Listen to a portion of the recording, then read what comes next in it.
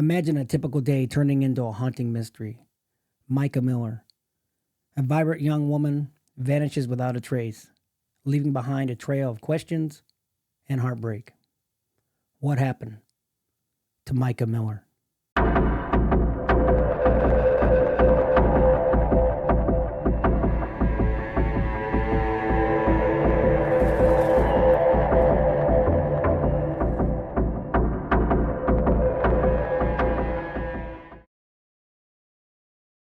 Welcome back, everyone, to True Crime Desk. I'm Richard, and today we're going to be going over the case of Mika Miller. Now, this is a fairly new case.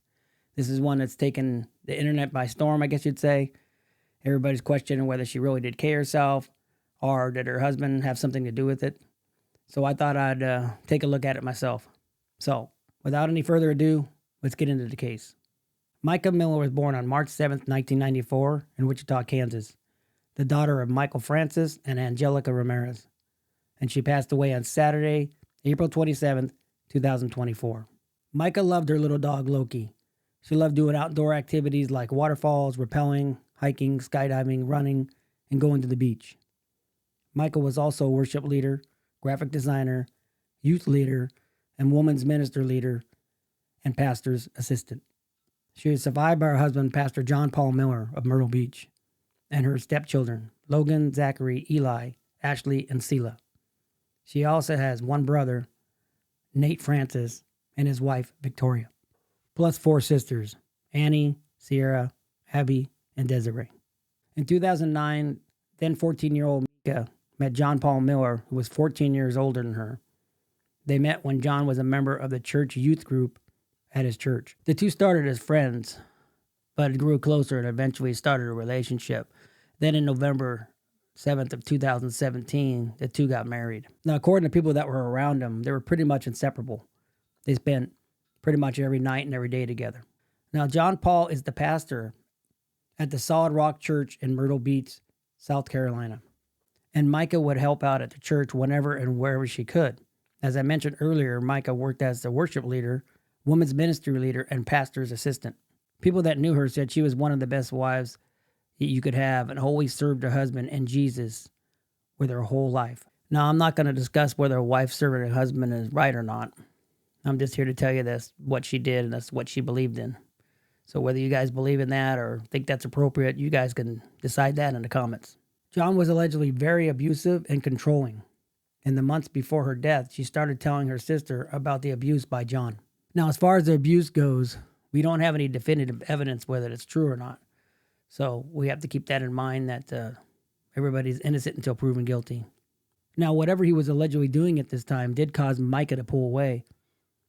And she was confiding in her family more and more that she was afraid of him and needed help. Now, his behavior was also concerning to the people that were attending his church.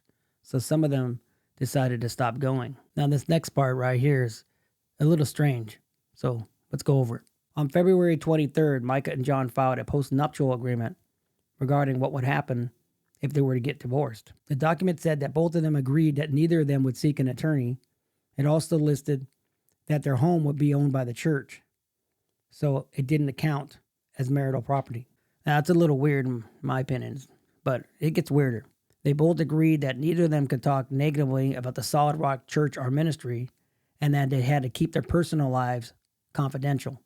Now, both did sign the document on March 2024, but it was later dismissed for some reason. Now, in October 2023, Mika did file for divorce again, but that was later dismissed as well. Now, the best I can come up with is what I found is that there was a document saying that the two should be able to resolve the issue between each other. So maybe that's the reason. In late 2023 or early 2024, Mika then confided in her sister that she noticed that people were following her around and tracking her. She was under the belief that John was hiring people to follow her around and track where she was going. At some point, she decided to report it to the police. Sometime after that, she noticed that John was moving their assets. He also put their home in her son's name so she would have nothing. In 2024, Mika was admitted to a mental health facility for treatment. So I'm not 100% sure how she was committed, but I'm pretty sure that she was involuntarily committed by her husband. Now, when she was in the hospital, she reportedly was telling the staff that John had been grooming her since she was 10 years old. I don't know about you, but that doesn't surprise me. Now, while Mica was in the hospital, John was moving all her personal property out of the house and into a friend's apartment. Now, keep in mind, she didn't have any idea this was happening. So when she got out on February 10th, that's when she realized that all her stuff wasn't in the house anymore. So when she went into the hospital, she left her car in a Walmart parking lot. So when she got out, she went to go get it, and it was no longer there. Now, she knew John had moved it, and he wouldn't tell her where it was. So she called the police. When the police talked to John, he told them that they weren't divorced and that his wife had mental problems. Now, you're going to notice that this is his ongoing thing. Anytime there's any issue whatsoever, he's always throwing her under the bus and saying she has a mental problem.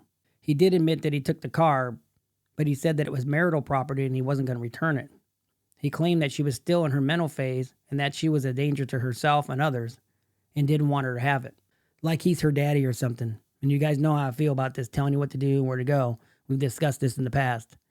You're her husband, bro. You're not her daddy. Now, before she went into the hospital, she was getting a bunch of evidence together, such as files, pictures, and emails, because she planned on filing for divorce again. As soon as she got out of the hospital, she went and looked for her laptop with all the stuff on it. And surprise, surprise, it was all gone. Now, I wonder what happened to it. Maybe the dog ate it. I'm sorry if I sound a little bitter, but I can't stand people like this. Now, to me, it does seem a little convenient that after she leaves him in January, then he has her involuntary committed to the hospital, which I don't know how that was even done.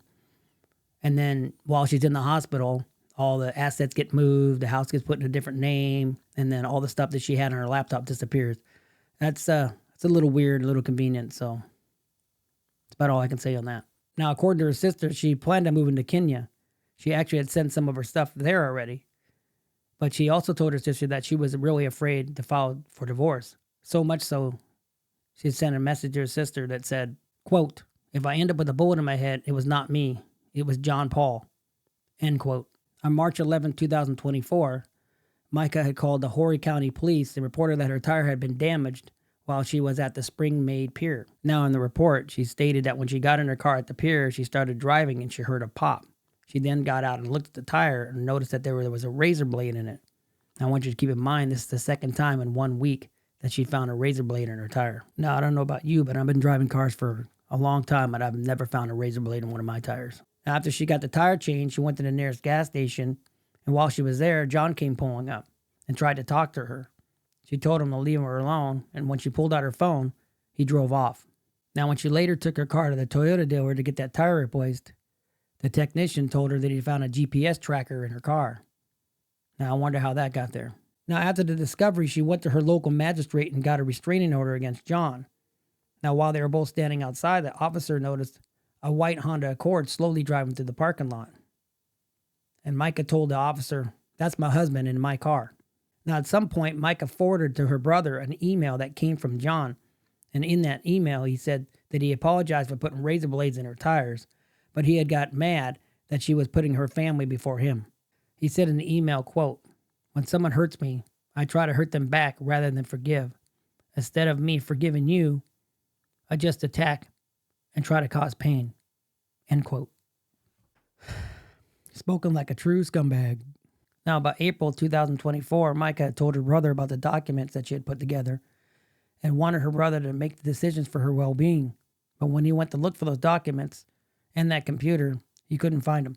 The only document that her brother could find was the one that appointed John the power of attorney. Now, that same month, a week before her death, as she was dealing with all that stuff, she posted a video to social media. She spoke about her abuse and offered support to viewers who were struggling with leaving a dangerous situation because they thought that God would be mad at them. Now, after going through all that abuse, she filed for divorce from John for the second time. And by April 25th, 2024, John was served the divorce papers. 2 days later, Mica was found dead. Now, just a few days ago, as a recording of this video, police have released a detailed timeline of Mica's final hours. On April 27th, Mica was last seen on a door ring camera leaving her residence at 10:13 a.m. Before returning at 11 a.m., she then left her home for a second time by 11:38 a.m. By 12:12 a.m., Mica is seen on surveillance camera walking into a Dick's pawn shop, and at 12:13, she is seen buying a gun and ammunition. She is seen leaving the store at 12:34 p.m., and by 1:06 p.m., she is then seen traveling along Highway 501. At 2:54 p.m., Mica called 911 and told the dispatcher that she was at a national park and she asked if her phone could be traced, stating that her location was turned on. She then told the dispatcher that she was about to K herself and she wanted her family to know where to find her. The dispatcher tried to gather more information, but Mica ended the call abruptly. By 3:50 p.m., officers are able to ping her phone location and arrive at Lumber Road State Park. Now, officers found Mica's car near the parking lot, and on the passenger seat they found a 6-hour gun case and a box of ammunition. Now, witnesses found a bag that belonged to Mica, and inside it had her ID. Another witness said he saw a woman that was crying before he later heard a gunshot go off while he was fishing. I'm just going to say right now, before I go any further, this is very sad. The fact that she thought she had no other choice in this is very, very sad. So please, if any of you guys out there feel this way, there's always somebody that will listen. There's always somebody that cares. You're never alone. So please, reach out. Another witness came forward shortly afterward saying that they found a body in the water. That's where they located and found 30-year-old Mika Miller.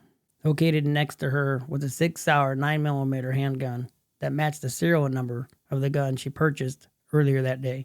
Now, they later found her phone in that bag that the witness had found. And after they checked her phone, they found a Google search for national parks near me.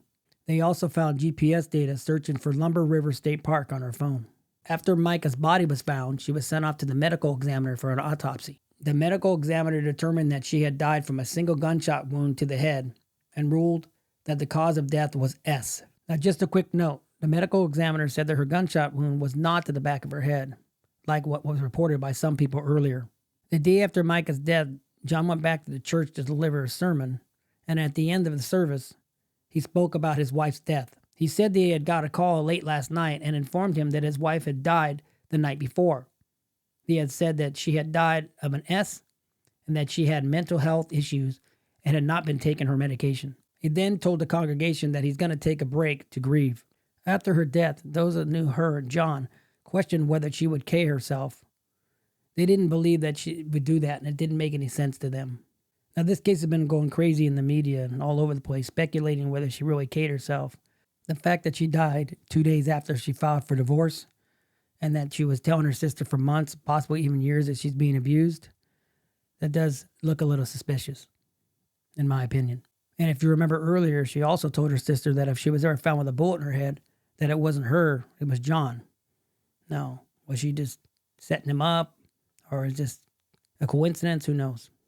It is a little weird, though. Now, it was later reported that John was in a relationship before he was even divorced from Mica. The lady's name was Christina, and he met her at her work. She worked at a restaurant. And by March 4th, there were text messages between the two that some might describe as flirting. At some point, Christina got the feeling that John was married, so she spoke to some of the people at the church, and most of them had a negative impression of him. And then she eventually found Micah's Facebook page, and then she knew for a fact that he was married. But we already knew that already. This guy's a piece of crap. Now, after she discovered the Facebook page, she thought for a minute that she would text Mica and tell her that her husband was cheating on her. But then she came to realize that John was actually running the page. Now, I don't know how she determined that. I figured that out, but she did. Now, the day after Mica's death, Christina texted John and asked him if there was anything new. He texted her back saying, "Yes, lots is new. LOL. I'll text you later." Now, she knew that Mica had just died, so for him to text that back to her is quite strange, if not a little suspicious. But if that surprises you at this point, then you haven't been paying attention. And I know you have been.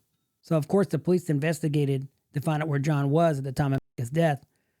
And they later confirmed that on April 26th, he was at Myrtle Beach at a sporting event, which was confirmed by witnesses. But April 27th, the day of Mika's death, John's truck was spotted driving along the highway, headed from the direction of Charleston back to Myrtle Beach. By 11:35, he is seen at 41 Grocery Store and Grill, which is about 41 minutes away from Lumber River State Park. And by 2:54 p.m., Mica had made that phone call saying that she was going to K herself. Now, with all the information out there now, we know that he was 41 minutes away. Now, keep in mind, if he would have left the 41 Grocery Store at about 11:30 and headed straight to the park, he would have got there about 2:15, leaving him about 30 minutes before that phone call was made. So he technically could have still been there. Now, in my opinion, that's a little thin. Now, at this point, there's no evidence that he forced her to buy the gun or made her buy it. In fact, we've seen her buying it. There's no evidence that he knew that she was at the park or where she even was. Now, we do know that he was a lousy husband and a scumbag, but we have to go by the evidence we have at the time. And right now, the evidence we have is that it was, unfortunately, she self-harmed herself. Now, if in the future we find that there's evidence that he had something to do with it, am I going to be surprised? No, of course not. And I don't think you guys would be either. But with all that being said, I definitely believe that he was stalking her and tracking her and definitely abused her. And he's definitely a piece of crap. So that's where I'm at this point. So with all that being said, this is a very, very sad case. It's always sad when there's people out there that think that they have no other choice. So like I said earlier, if you ever feel like this, like you want to self-harm yourself, please reach out. There's plenty of people to listen. There's plenty of places you can go to. And you're never alone. There's always somebody out there. And you are definitely loved. And you're definitely wanted. So before I close, if there's any updates or any new evidence after I post this, I'll do a second video. And this is a very, very sad case. And they're always very sad when people think they have no other choice. But like I said many times, there's people out there. Please reach out. So if this was informative for you and you got something out of it, please consider subscribing and hit that thumbs up. So until next time, stay safe, stay curious, and remember to always mind your surroundings. Bye.